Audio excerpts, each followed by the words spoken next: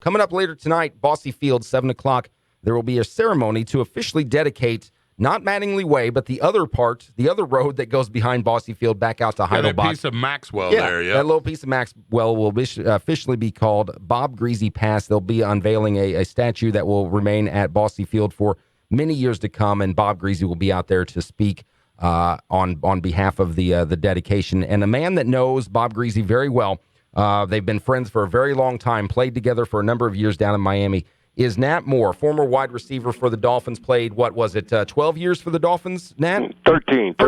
Started in, if memory serves me correctly, you played from 74 to 86. Is that correct? Right. All right. And Nat's in town to be here as part of this dedication, and we were talking there during the commercials that you won't be speaking tonight, but you and Bob have been friends for a very long time. How long, since the days you guys were playing together in Miami, or does it go since beyond 1974. Yeah. I came in wide-eyed rookie and just wanted to make the team, former halfback, to now they're moving the wide receiver. And, the first time I met Bob, I'm having a good training camp, and Bob and the rest of the veterans are on strike. And I come in, and Bob calls 70 basic, which is all curls. And, I run my route, I get open, I catch and I'm in the middle of the field, and I catch the ball, and Bob jumps all over me, like a cheap suit. He goes, "You got to stay outside the numbers." And I'm going, "Stay outside the numbers? What are you talking about? I beat the guy inside. I got open." He says, "Yeah, but you're in the position where the tight end should be." And he was always an educator. He made sure you understood the concept of the play. And I went to my coach and I said, "Coach, I got open like you told me, but Bob said I got to stay outside the numbers." And it was probably the best thing that ever happened for my career, because when Paul Warfield heard this, he also took me on his wings and started teaching me the principles of releases. And from that point on, Bob and I always spent a lot of time talking about the offense, what he was trying to get accomplished. When he made a call, what was he looking for? And because of that, we became dear friends, and we play a lot of golf together, and we do broadcast work together. So it's been a good relationship. Who's the better golfer? He was, but I am now, and I can proudly say that. How long are you in town? Will you guys have an opportunity to try to play around while you're here in Evansville, or are you just here for the day and then you're heading back out? I'm here for today. I've got to get right back out.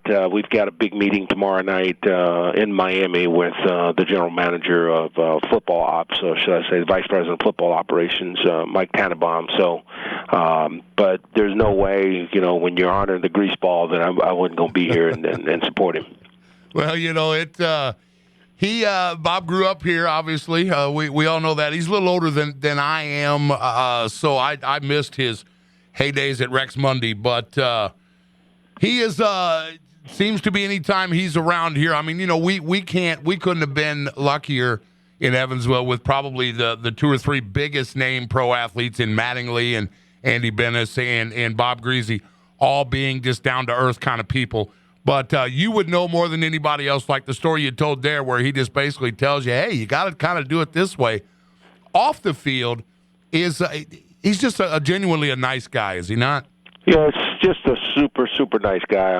A guy that basically is always there to help you.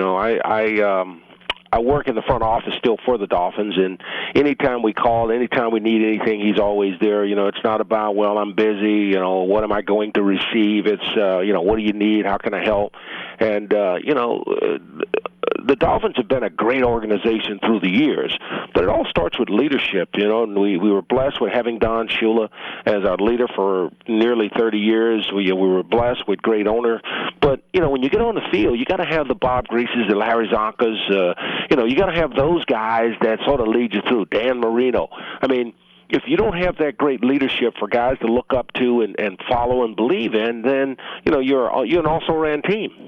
Well, you said you moved from a halfback to the wide receiver position. You had incredible success as a wide receiver in your 13 years in Miami.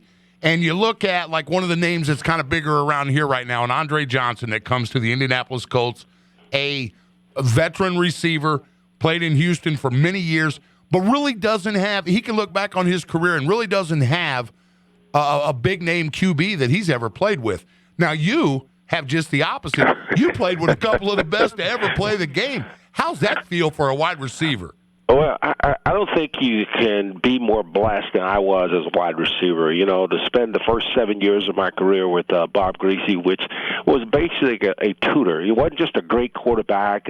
Most of the passes I caught during my career was with Bob. And then to go to the Super Bowl with David Woodley and Don Strock, and then eventually here comes Dan Marino, and I get to play another 4 years with Dan Marino. So, and to make it all so great, guys, I did all that at home because I grew up in Miami. So it was just a dream come true.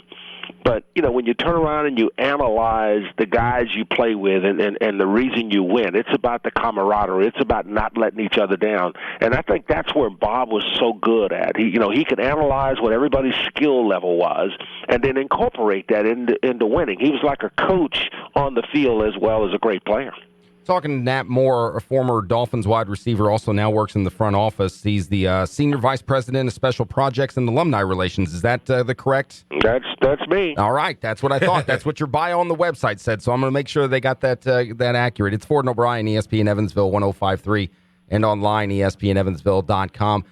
Let's talk about that Dolphins team you guys are fielding there, and a lot of change coming in your division with the AFC East. Obviously, we don't know what's going to happen with the Patriots and Tom Brady and all that nonsense that's going on up there in Foxborough. But we've discussed it a few times as we kind of get ready for training camps and everything. I think for what it's worth, you guys down there in Miami, if there's anybody in that division that has the potential of knocking off the Patriots, it's you guys, and it may be this year. How does the team look? You brought in Sue. Tannehill, I think, is a much better quarterback than people are giving him credit for. But how's the team look so far in mini camps and OTAs? Well, I think everybody's working hard, and that's around the league, so you don't take much confidence in that. I think it's all about the individuals, or are they ready to make that next step? At what point does the light go on and you understand what the concept of the offense and the defense is? Bringing in Ndamukong Suh was really big because, you automatically get off the field on defense. He's the most dominating defensive player in the NFL, and to land him was just a big part of where we're trying to go. You now will get the ball in the hands of your quarterback and the offense a lot more. You're getting off the field on third and short. You can stop the running game. And also, as you start to play great quarterbacks like Tom Brady, we've got great blitzing coming from the outside, and not necessarily blitzing, but great pressure coming from our defensive ends.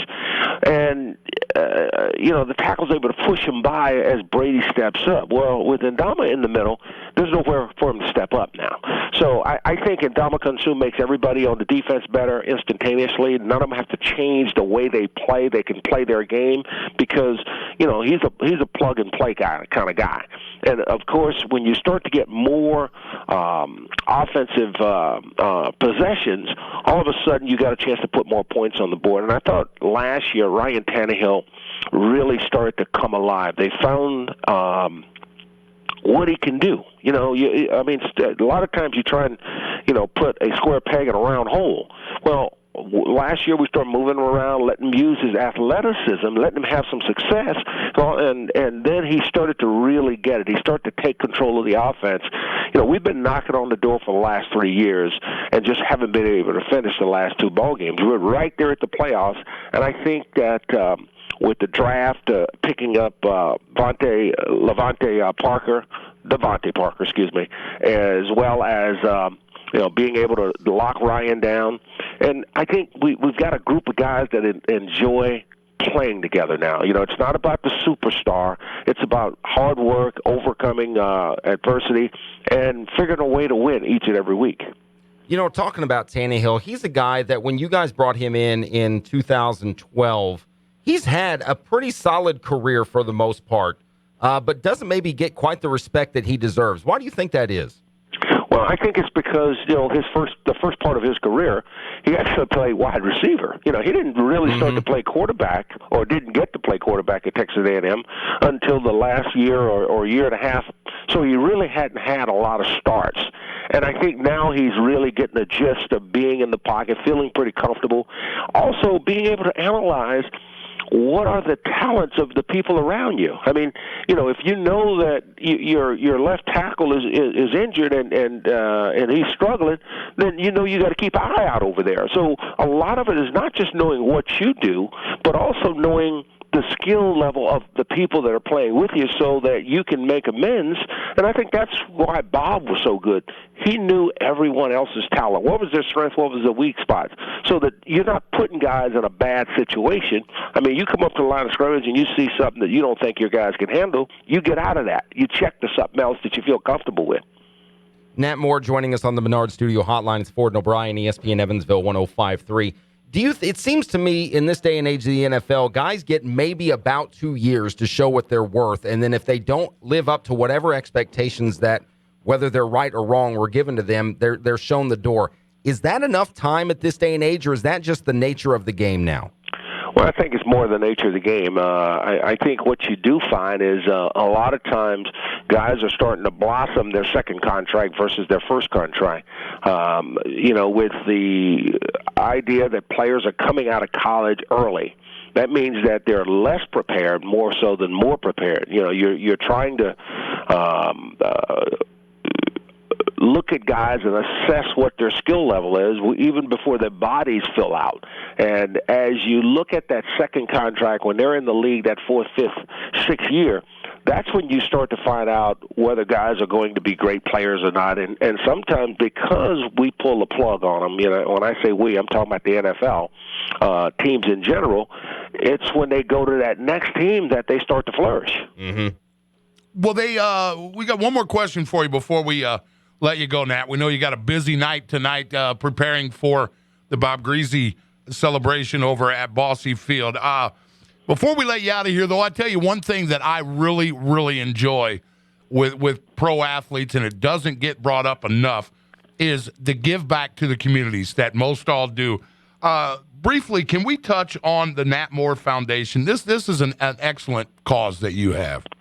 Well, it's about helping kids help themselves, giving them an opportunity to go to college, educate themselves so that they can be successful later in life. And, when you look at athletes in general, we didn't get to this stage of success by ourselves. It was what other folks did for us that opened those doors and gave us the opportunity.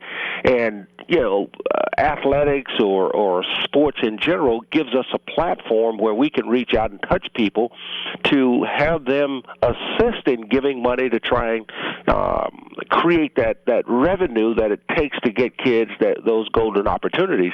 And I can tell you, because you guys asked me earlier off of the air about Bob Griese, I remember when I first started doing this type of work back in the late 70s, early 80s, I was doing a fashion show, and I was able to get Bob Griese to model seersucker suits back in the day. You talking about something that was funny to see Bob walking down the platform with a suit on. But we were able to do it as a group. It's not me. It's all of the celebrities and business folks that are around South Florida that are able to create this revenue that assists these kids. We appreciate the time. That's Nat Moore, former wide receiver for the Miami Dolphins, played with both Bob Griese and Dan Marino, in town for his good friend, his close friend, Bob Griese's dedication of Bob Griese Pass over on Bosse Field. I know you're only in town for a short amount of time. Enjoy what our city can offer you in that short amount of time, and we appreciate your time this afternoon. I know we kind of threw this together late, but we appreciate you taking a few minutes out with us today. Well, guys, thank you, but I'm here all the time. As a matter of fact, I kid Bob Griese because I'm good friends with Al Holwager, and I kid Bob all the time. I said, Bob, I go to your hometown, and I tell him I'm friends with Bob Griese, and nobody know who you are. He's old. That's what you got to tell him. He's old. I had to fess up eventually. Well, next time you're in town, if you got a few days, stop by and see us. We'd love to talk again. All right, buddy. Appreciate it. Thanks a lot, Mr. Moore. Appreciate it.